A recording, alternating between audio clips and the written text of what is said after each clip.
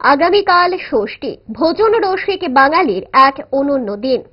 সকালে মা ষষ্ঠী ঠাকুরনকে পূর্যোচনায় তুষ্ট করার পাশাপাশি ভোজন রসিক বাঙালির হেসেলেও থাকে উৎসবের মেজাজ। ভুরিভোজের আসর সাজিয়ে তুলতে নানা উপকরণ নিয়ে খাবার প্রস্তুতিতে সকাল থেকেই ব্যস্ত হয়ে পড়েন বাড়ির গৃহিণীরা। এই ষষ্ঠী উৎসবে অবশ্য ছাড় দেওয়া হয়েছে নতুন জামাতাদের। শাস্ত্রবিধি অনুযায়ী মল মাস থাকায় নতুন জামাতাদের ষষ্ঠী দেওয়া বারণ। তাই বলে ভোজন রসের আস্বাদনে কোনো বাধা নেই। জামাতাকে ভোজন আসরে তুষ্ট করতে খাবারের তালিকায় থাকছে হরেক রকমের আইটেম, মাছ, মাংস, মিষ্টি, ফল, পোশাক, উপহার সামগ্রী সহ আরো কত কি। আর সেই সব উপকরণের যোগান নিয়ে বাজারে হাজির দোকানিরা।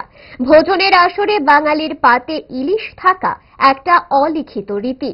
এই রীতিতে মান্যতা দিয়ে বাজারে হাজির হয়েছে ভিন দেশের চাঁদপুরের ইলিশ।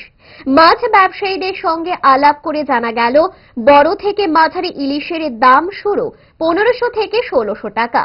1.5 কিলো উপরে থাকা মাছের দাম রয়েছে 2000 থেকে 2200 টাকা।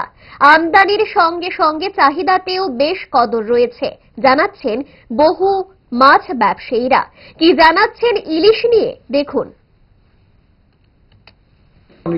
জামাই ষষ্ঠী উপলক্ষে মনে করেন আজকে আইসে ভালো মাছ, চাঁদপুরের মাছ আইসে, কারণ 1 কেজি 100, 200, 1600 টাকা। আবার 1 কেজি 200 আর 1.5 কেজি আছে 2200 টাকা তোমার দাম হইব। কাঁচা মাছ একদম ফ্রেশ মাছ হইব, ভালো কোয়ালিটি, মানে বিশের ওয়ানে ওই আপনার যে তারেক রহমান মানে সেরা মাছ পাড়াইছে, ইলিশ মাছ, বাংলাদেশের মাছ খাই আরাম পাইব। মাছ কোয়ালিটি ভালো, মানে এই দিলে 1 কেজি থেকে 1 কেজি 100, 1500 থেকে 1600, আর 1 কেজি 700, 600 হইব 2000 থেকে 2200, আর ছোট হইব 1100 থেকে 1100।